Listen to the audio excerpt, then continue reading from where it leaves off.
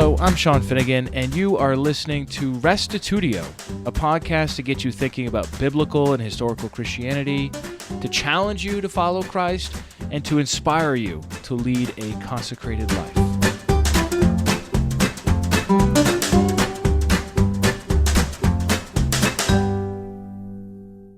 Are you longing for fellowship with other like-minded believers? In this interview, Truitt of Kentucky shares how he uses video conferencing to have interactive and encouraging virtual fellowships. Whether you want to join in with what he does or you want to start your own, this conversation is loaded with helpful guidance on how to succeed.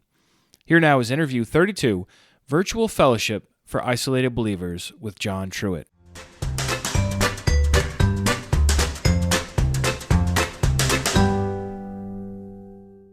John, thanks so much for coming on Restitutio today. Appreciate it. Thank you. Thank you very much. Just to get started, could you share a little bit about your background? For example, did you grow up in a Christian home? Quasi, sort of. Not really. My parents both had Christian backgrounds. My mom was raised Catholic. My dad was raised Baptist. But the first half of my growing up, I really didn't. And then when I was a teenager, my mom started taking me and my brother to a Methodist church. And so I went to that Methodist church until I went off to college. And then I kind of stopped going to a church until I was 21, and I got invited to go to a little home church and started going there. And that's kind of where I considered I really, gave my life to Christ. Mm-hmm. Very good. So let's just dive right in. We're talking about fellowship and the virtual world. Why do you think it's important to fellowship with other believers in the first place? Well, there's lots of reasons, but the picture that I always think of, and this is a little cliche, I'm sure probably a lot of your listeners have heard this before, but the idea of a group of coals, and they're hot and they're red, and they stay that way for a really long time, especially if you add more fuel to them. But if you take a coal out and set it aside, it will cool very rapidly. And it's sort of like that, if you're not in and amongst other believers on a regular basis, encouraging one another, then you're going to lose that spark.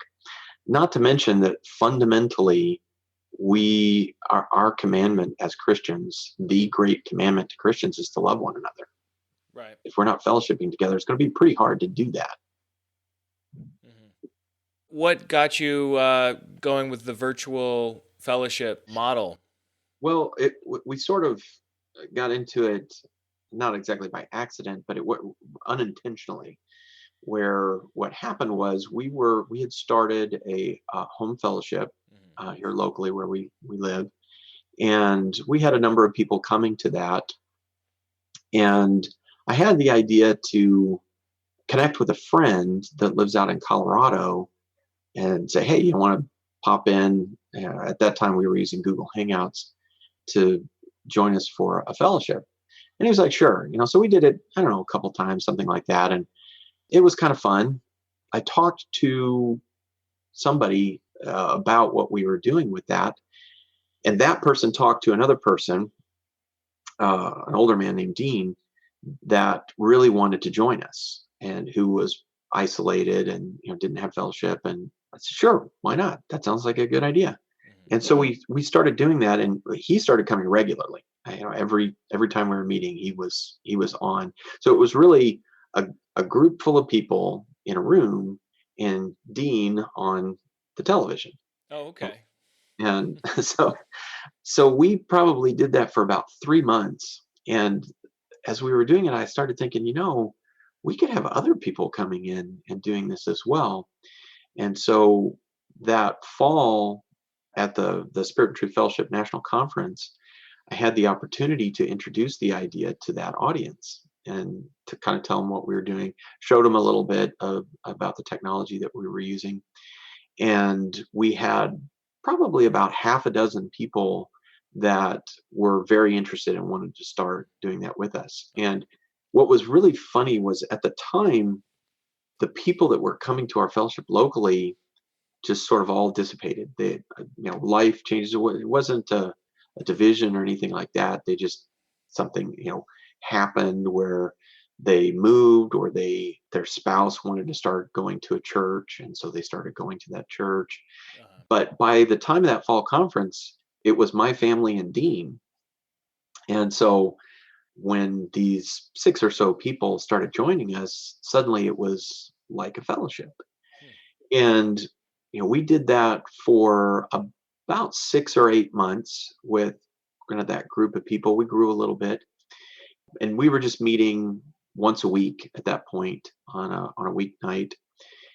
Then what happened was my wife and I went to a regional conference, just a small little thing, a small gathering in a home, and we got a chance to talk about what we were doing there. And a number of the people at that conference said, "Well, we want to do something like that." And so most of the people that were there were also isolated without any kind of local biblical Unitarian fellowship. So I said, "Well, I'll help you get that started." So we started doing that on Sundays, and it was so great. We just kept doing it.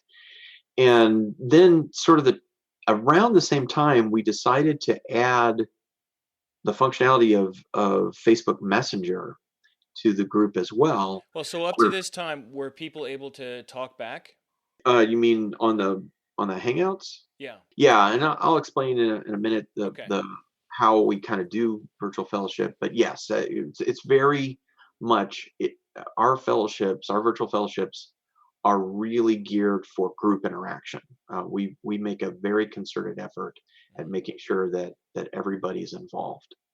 And so one of the manifestations of that was putting together a messenger group that we all participated in. And what we found was we were talking to each other all day, every day, and encouraging one another, praying for one another, talking about things that were going on in our lives, talking about things we were reading in the scriptures. That dimension changed things completely, Hmm. because suddenly it went from this weekly thing where we got together and saw each other and had a teaching and did some prayer, that kind of thing, to what I would consider a true fellowship family. So more of a community aspect as opposed to just going to a meeting. Yes. Hmm. Yeah. Where we really got to know each other and became a part of each other's lives. And we're talking about people from different states. All over the country, we have people that regularly attend from both coasts and various places around the country. We've had people in the past from other countries. We still have people who participate from other countries in the messenger group. They don't always come to the video, but we've had people attend as far away as China. Wow. You do the fellowship in English, right? We do the fellowship in English, yes. Although when the person was attending from China, we had one of the people in the fellowship was using Google Translate and was, translating key pieces into Chinese for the folks that were coming in from China. Wow. And then they would send messages. They would use Google Translate to send messages to him, and then he would let us know what they were saying. Hmm. It's kind of fun. That's pretty cool. So talk to me about some of the struggles that you faced doing this. Well, probably the biggest early struggle was the technology itself. Google Hangouts was just difficult to use. It didn't always work very well, and especially for people who aren't as adept at technology, it was particularly challenging. And so several years ago, we changed to Zoom and started using their technology, and that's been great. The technology has worked much, much better. It's really easy to use, so it's been a big blessing for everybody involved. And we like the Zoom technology that where you have gallery view, where you can see all the videos at once, because it makes it more like a fellowship where you're seeing everybody at the same time. And so that was certainly a big challenge. One of the things that you really can't do in that digital format is songs. The way the audio works, you can really only have it's best if just one person is talking. You can have a couple of audio feeds going at once, but that's it. So if you're trying to have everybody sing at once, it doesn't work at all. Wow. And so we switched to a format where rather than doing songs, although we occasionally we do have someone who will will sing to the group a song and or play a song for the group, and everybody else mutes their feeds, and that works. But instead of time for praise and worship or songs, that kind of thing, praising God, instead what we typically do in our fellowships is set aside some time for what we call praise reports, where people will just share something that they want to praise God for. And we encourage each other with stories about what God's doing in our lives, that kind of thing. So it has a similar function to praising God through song. Um, so we've had to adapt Now, for that. how do you direct the flow of traffic as far as what if multiple people start talking at the same time? People generally pretty quickly get used to the how we do things, which is that Zoom gives you can mute your feed, obviously, and typically what people will do is they will stay muted until they have something that they want to say, or a question they want to ask, or offer something. And so that makes it easy. So you've got generally one person at a time speaking, and and then Zoom has a function where you can electronically raise your hand, and whoever is hosting can see when someone has their hand raised. And so who's ever facilitating the meeting will have that function. And what they'll do is they'll call on the people who have their hands raised. So And this is not a physical hand lifting in the sky. This no, is okay. no, it's an electronic, it's a little blue hand that appears in their little, Okay. yeah. It's interesting. Yeah, and it actually works really, really well. It's very orderly, and it's pretty rare for us to have problems with people stepping on each other and that sort of thing. Mhm. I think too, this is such an important topic for our people to consider because so often in a town, all the churches are teaching the Trinity doctrine, and for people to have a place to go where there's a like-mindedness on at least some of these really big subjects, I think that's really great. In my experience, what I've seen is that somebody will have a very strong faith, but if they don't, and this goes for me as well, if I don't expose myself to other people and encourage others and be encouraged by them, then it just slowly over time it wanes. My passion and my discipline. This is so necessary for a Christian. It reminds me of that verse in Hebrews where it says, "Don't forsake the assembling of the saints." It really is a key to perseverance and holding fast. Is getting together, like you said with the example of the coal. So this is really a cool way to do it. What have you seen as far as successes go? I mean, what have you had much feedback from folks? I mean, how long have you been doing this altogether? I believe about 4 or 5 years now. I'd have to think about it. Okay, so 4 or 5 years. Probably been about 4.5 years. Okay. And what successes have you seen with it as far as people's feedback that you've heard? We've had a lot of great feedback, a lot of great feedback. We've seen people who, one of the things, like I said earlier, we didn't really start off with this idea, hey, let's create a virtual fellowship. It just sort of happened. And I do believe the Lord was bringing that together, despite what ideas we had in mind. But the thing that we have seen subsequently is just how many people there are that are biblical Unitarians, that are isolated. They don't have a local biblical Unitarian church. So their options are, go to a church where they probably are going to have to be pretty guarded about what they believe, which means that Right.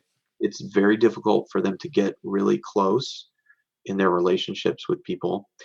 Um, or they're not going to have anything, which is probably even worse. So what we've seen is it gives those people another option. Obviously, if you have a local fellowship and you've got a family of believers that get together and love each other and are helping each other and taking care of each other and encouraging one another, that's ideal. I mean, there's nothing that beats that. But for a lot of us that hold to biblical Unitarian views, it's just not an option. And so this gives people not just a place to go hear a teaching, a place to actually have real fellowship. and really get to know people. People will do things like we'll have dinner with, say, another person or a couple in our fellowship, where we'll set aside some time and we'll sit at our dinner table with our meal and a laptop in front of us, and they're at their table with their laptop in front of them, Wow. an iPad or whatever, and we have dinner together. Hmm. And people, it really is a way of deeply connecting with one another when you bring all of the technologies to bear and you really get involved in each other's lives. And so what we've seen is real turnarounds for people that were in those isolated situations where they just felt spiritually dead, and suddenly they feel alive and involved, and they've grown in their own ministries. They have a place to serve in some cases. In other cases, it's encouraged them to begin to reach out in their local community. We've seen people start up local fellowships as a result of kind of catching that fire.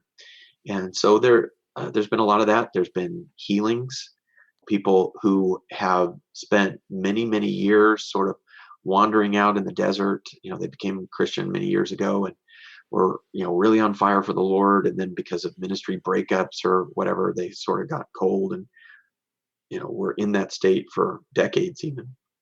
Find out about what we're doing through somebody, a friend or something, and they're kind of interested. So they attend a time or two, and suddenly they really like what's happening. And pretty soon they're a regular member of our fellowship, and life is renewed for them. That's a lifeline for people, really. Talk to me a little bit about the format. I know you have two of them a week now. Is that true? We actually have three. Three. Uh, we have Okay. one on Wednesday evening, and we have two on Sundays. One in the first part of the morning, and then one at noon Eastern time. And then we also have a weekly women's fellowship on Thursday evenings. Okay. And then we have some other things that happen, throughout the month, other kinds of meetings that don't happen quite as often, doing things like apologetics training and stuff like that. Mhm. And just walk us through the format. The meeting, it's about an hour long, you think? It's usually a couple hours long, Okay. between an hour and a half and 2 hours long. We don't necessarily have the same format every time, but a typical format would be, maybe 15 to 30 minutes of praise reports, and then we'll have a teaching. Now, do you go around and every person shares something, or it's just certain people that raise their hand? In some cases, it's just going to be whoever wants to volunteer something that's going on that they want to, do a praise report about. In other cases, we'll purposefully have a fellowship where we may take 2 hours just to go around to each individual and check in with them. What's going on in your life, and what do you want to share with the group, and it can vary from deep prayer needs to, hey, I saw this really cool thing in the Word the other day, and they just want to talk about that, to something that they read, a book that they're reading that they want to share, something that they're getting out of that book. So it can vary from person to person, but we do those pretty frequently, where we're just trying to check in and let everybody share, and have the time to be a part of the group.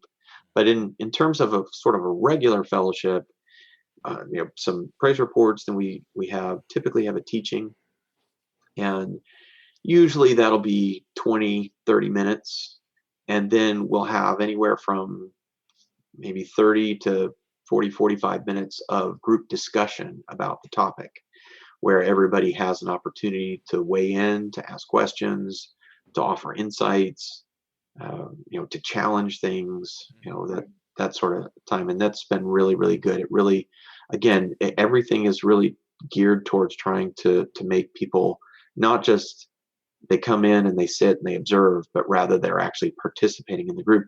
And then we'll have a time for prayer at the end or at the beginning. Sometimes we'll do it at the beginning, sometimes at the end. So instead of doing a 30 or 45-minute teaching, you're looking at doing something shorter and then opening it up for discussion. Typically, now sometimes we'll do something longer. We've had some some teachings that may take up the whole 2 hours. Um, Wow. it's pretty varied. It just depends on what's going on. We Earlier this year, Dustin Smith did a couple of teachings on the Book of Acts, and they were longer format teachings. And so it varies. And then prayer closes everything out at the end. Usually, or if I know we're on the meetings where we're going to check in with everybody, we'll usually pray first, just because those tend to take up the whole time. Or if I know we're going to have a subject that where there's going to be a lot of discussion, then you usually will pray first. So we make sure that we have time to pray, and not kind of run against that 2 hour mark and then go, oh wait, yeah, we need to pray too. Yeah. So about how many people are attending these on a typical week? It usually varies between about 9 or 10 video feeds and about maybe 16 video feeds at any one meeting. Uh-huh. And Now, what could you do? Could you do even more than that, or is that the limit for the you can do a software? lot more than that with Zoom. You can do 200. Oh, wow. But it wouldn't be a fellowship if there were that many. The largest groups we've seen, we had about 20 video feeds pushing about around 30 individuals. And once you get up above about 14 video feeds, it becomes more difficult for it to be a fellowship where everybody can really participate. Between 8 and 12 is a really good number for that intimate fellowship. And so having multiple fellowships per week has sort of helped, as we were regularly pushing at that 15, 16, 18 mark. It's a little unwieldy at that point. It's easier if you have a lot of video feeds to do more of a strictly teaching format. You can Right. just have a presenter and that sort of thing. But that's not what we're really going for. We're going for having that true fellowship where everybody is a part of it and contributing to it. Mhm.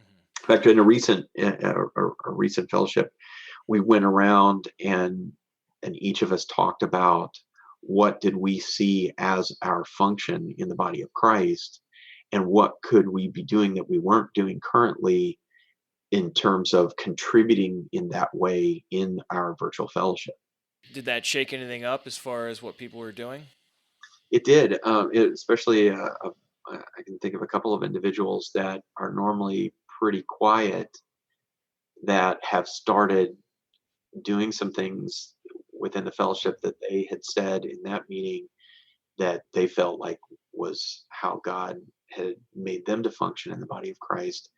And so that's a really neat thing to see. Yeah, yeah. So, have you had the situation where you had to spin off fellowships and have other people take those over, or has it been a pretty manageable group as far as like just running extra fellowships so that you keep the size relatively small? Yeah, the noon on Sunday fellowship, noon Eastern time, that fellowship really kind of helped with some stuff where we had East Coast or West Coast people that were having to get up pretty early to come to the 8:30 Central Time fellowship, and so a number of them shifted over to that later fellowship, and made it easier for them. So we haven't done it purposefully at this point, where we've sort of said, okay, we've got too many people coming to this fellowship. We've got to break it up. Let's make another fellowship. We've just added additional ones, like you said, and people have kind of gravitated around between the different times. All right, so let's talk about how can someone get one going if they wanted to. Do you just go to zoom.com, or I mean, how does it work? The website is zoom.us, and you can have Zoom is free, but the restrictions are such that you're probably not going to do that if you're going to run a fellowship. I think it's a 40-minute limit on a video that's free. So, but it's not very expensive. Forget now. I think it's like $12 a month or something to have an account where you can set up any number of meeting IDs.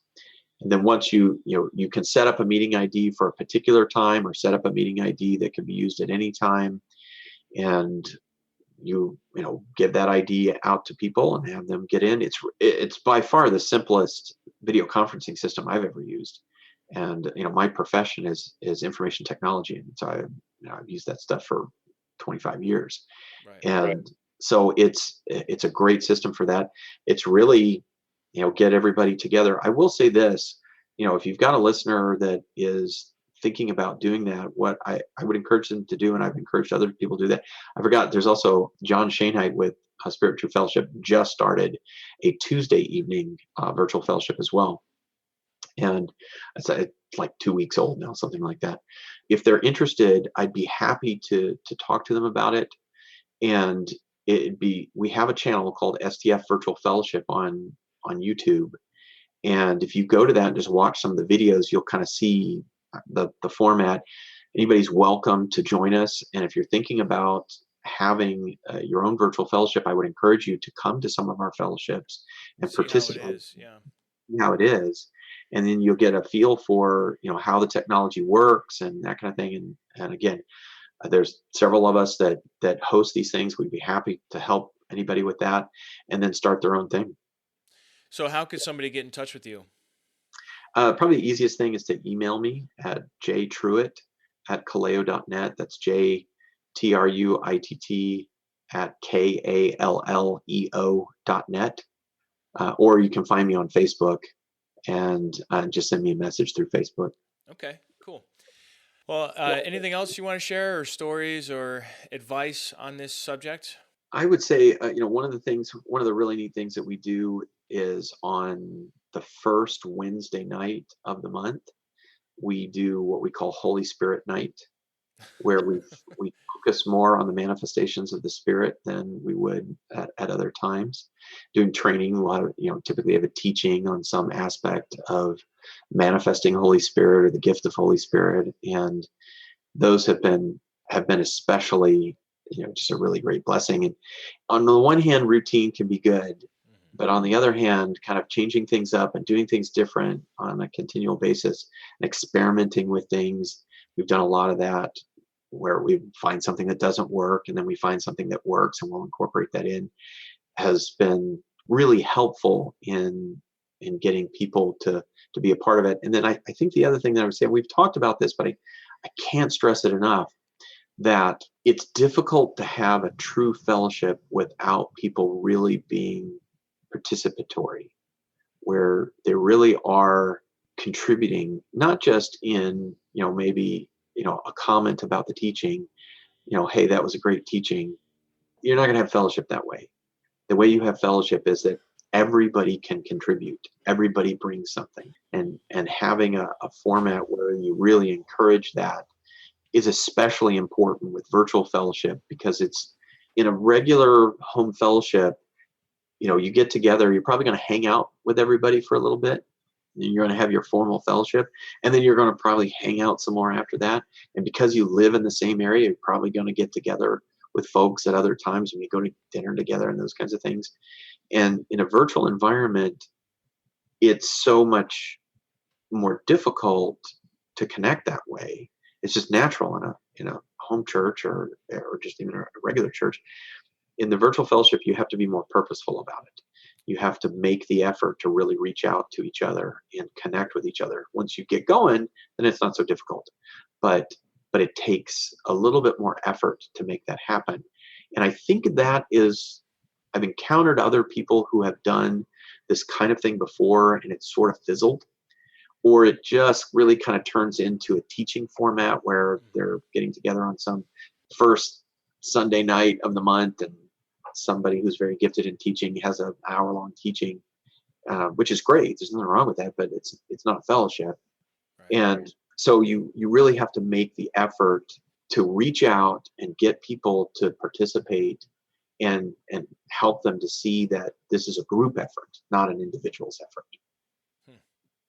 So fellowship, you're taking it as very much a full sharing, that it's not just a one-way communication, that people are really able to, if there's something going on in their lives, they're able to bring that forward, get prayer, get support, get advice on what to do.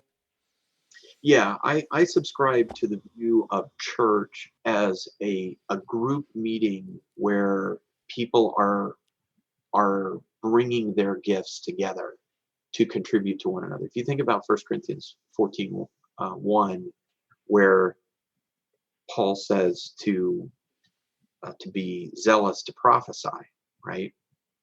One of the things that I like to note about that verse is he doesn't say be zealous and desire to receive a prophecy.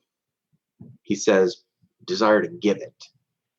And then you go through that whole section there, which is that whole chapter is about the fellowship. It's about church. It's about what do we do in church, that sort of thing. And obviously it's not comprehensive, but if you look at the character of it, it's all about giving to one another and edifying one another and benefiting one another, building each other up and encouraging one another and comforting one another and contributing, whether it's teaching or praise or prophecy or whatever it is that you're doing. It's that the group is supposed to bring that together.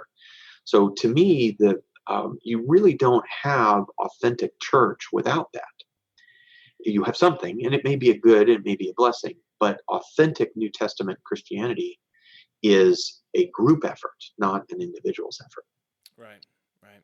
I think often we do default to this one-way format for Christianity.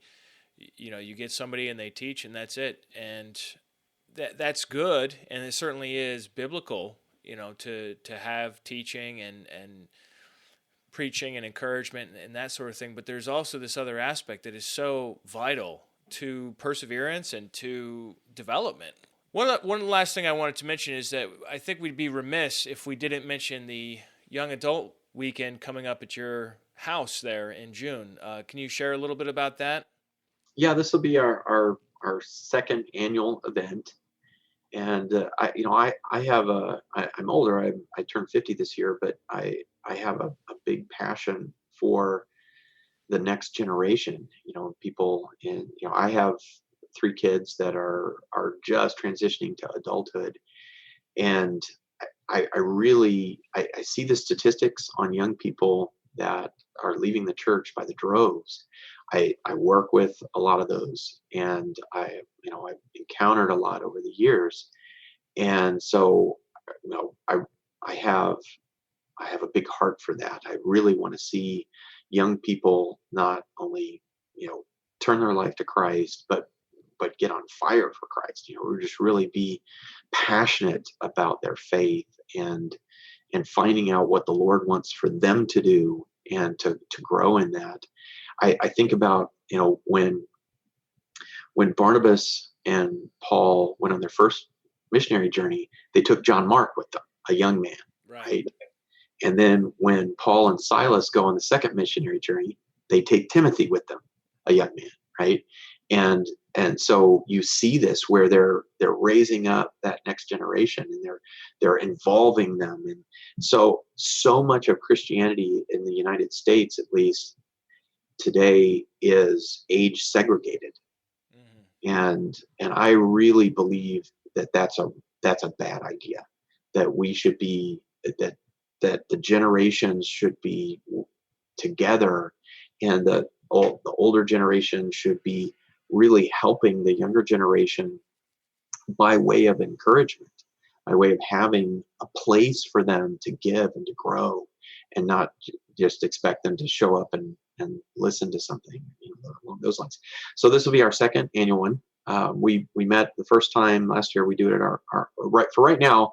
We're doing it at our home, and that certainly worked for last year. We're hoping that we will rapidly outgrow that and have to meet in a larger venue. But this is we're hosting. My wife and I are hosting, but all of the people who are running it and coming in and teaching, they're in that 20s and 30s age group. And what we're trying to do is just really give them a place where they're encouraged to walk out in their ministries and grow and be that next generation that carries that Christian torch. So this year, they decided last year, we asked the question last year, okay, what do you guys want to do this next year? And the answer was apologetics. So, which I love that subject, and I think it's critically important because I think a big part of why young people are, lose their faith or walking away from the church and from Christianity is because they haven't been given really good answers to legitimate, tough questions about their faith. Yeah. And why is there so much evil and pain in the world if there's a good God? And that's a great question. And there's really great answers, but typically they don't get those answers. So Jerry Werewell and I have been spending the last year doing a periodic apologetics training through the virtual format, just to kind of start to get some stuff out there, test some stuff out, things like that, in preparation for this meeting coming up in it's June 8th through the 10th. And so the weekend is intended to be a weekend. Apologetics is the sort of the format, but really the idea is to address the question, how do we reach that millennial generation? What is that going to take? What is it that is the key that unlocks that door? Yeah. And so I think that's the purpose a lot of times for apologetics is evangelism. I mean, yeah. What's the point in defending the faith and God's existence and giving reasons other than to help people to believe and to come to a knowledge of the truth? Yeah. And of course you're going to be there. You're one of the speakers, and I'm excited about that, and having you come in and teach and getting to spend some time with you. Looking forward to it. Who else do you have on the docket that you know so far? Jerry Werewell will be teaching, Dustin Smith will be teaching, and Kenny Willenberg will be teaching. Okay, very good. And we'll have a lot of room and time for discussion and questions and that sort of stuff as well. Now, do you have anything online for people to sign up for that, or do you want them to just email you if they're interested, or how do they? We're getting ready to put out a Facebook page for it. So that's coming. Again, if you come to my feed on Facebook, you probably find it once it's out pretty quick. Or just send me a message through Facebook or an email will be fine as well. Okay, very good. All right, so I'll put some links to that in the show notes for today. And just thanks so much for taking the time to talk today, John. Appreciate it. Thank you very much, Sean. Couple of quick notes. I have the email address and the link to John Truitt's Facebook account on the show notes for this episode, so you can access those either right on your device or at restitutio.org. Just search for Interview 32, and you'll be able to find it. Also, I have a link to the STF Virtual Fellowship YouTube channel, so you can see what kind of thing we're talking about here, as well as links to the 20s and 30s Apologetics Conference. And I would say if you are within driving distance of Paducah, Kentucky, which is right on the Illinois border on the western side of Kentucky, that, hey, it would be great to see you there and meet up there. I think it's going to be a great weekend. I haven't been before, but from what I've heard from others, it is just a wonderful time to be together, and I'm looking forward to spending that time there. Just a couple of comments I wanted to read out on Interview 31, which was Bill Schlegel's story about getting fired from his university because he changed his beliefs on what the Son of God means in the Bible. Sean Holbrook writes, "Finally got a chance to listen. Interesting how that study of Son of God is what brought him out of the Trinity. I wouldn't have thought of that, but whatever gets you to the path to reconsider your beliefs. One of my main studies was the term God, and I saw the overwhelming references referred to the Father clearly. Then it was just deducing and restudying the harder ones that are so few that seem to refer to Jesus. For something so recently to have occurred, Bill doesn't seem too concerned or upset. Maybe he's just not trying to really show it, though." I don't know, Sean. I guess I'd have to ask Bill directly why he is so calm about the matter, but he did mention the sovereignty of God. I think he has a sense that this is all part of God's plan for his life, and that there's going to be something else for him to do around the next corner, and he's just trusting in God. In another interview that I saw with him and Carlos, he did get a little bit emotional. So perhaps it's because this wasn't the first interview he's had, and he's had a good deal of time to process what has happened, or maybe he hasn't had enough time to process what has happened. I'm not sure, but I definitely hear what you're saying here. Regardless of how we perceive him to be reacting to this situation, I think it is certainly a noble example of someone who is willing to stick their neck out for their beliefs, come what may. On another podcast, Off Script number 10, way back from 2016, on honorable work, millennials, and unemployment, my old friend Jim Winchester writes, "Thank you, each one and all, for the superb job and keen perspectives each of you contributed to this off-script discussion. Sean knows that I am very honored to work as a consultant developing custom software, usually for embedded systems, machines that have a computing system inside them, such as a helicopter cockpit, giant telescope mirror polishing machine, or a hybrid marine propulsion system. It's clearly a fairly deep career, and so I approached this discussion with some natural skepticism of whether or not a full spectrum of issues would be covered, wondering if perhaps it would have been better rather if I would have been one of those speakers. After listening, however, it was obvious that I needn't have ever had a doubt, and how long a time it's been since I was A, so completely wrong, and B, so delighted to be so. Once again, well done, and thank you." What Jim's talking about here is the episode where we discussed the Christian work ethic and really the importance of serving God in whatever situation you find yourself, and then working hard when you have work, and then serving in whatever ways you can if you don't have work, or if you're disabled, or if you are in a field like Jim, whose work is project to project with long periods in between. So thanks so much for writing in, Jim. If any of you are interested in that episode, that's, once again, Off Script number 10, Honorable Work. You can search for that on restitutio.org, or you can find it in your podcast app. Also, we do have a separate podcast just for the Off Script episodes. If you just want to work through all of those in order, that is a separate podcast feed, and they are also included in the main feed as well. So take a look at that. Also, one last comment was from Candace, who commented on Off Script episode 46, which was just from last month, should Christians outlaw abortion? And this was our response to her question.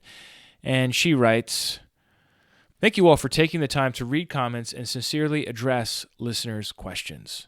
So impressed. Thank you especially to Daniel for courageously making his argument and clarifying his positions. I know this is not easy in today's world, regardless of which side you sit on. Being the person willing to stand in the gap with either perspective is tough. Everybody these days is supposed to be lukewarm about everything, neutral per se, so that nobody's feelings are hurt. It takes bravery to commit to a viewpoint. I'll leave my personal opinions on the subject aside. This podcast isn't about me. Doubtful I have anything to add to this thoughtful discussion anyway. Just wanted to let you know I appreciated everybody's diligent attention to the subject matter and listeners' opinions. May God bless all of you in these endeavors."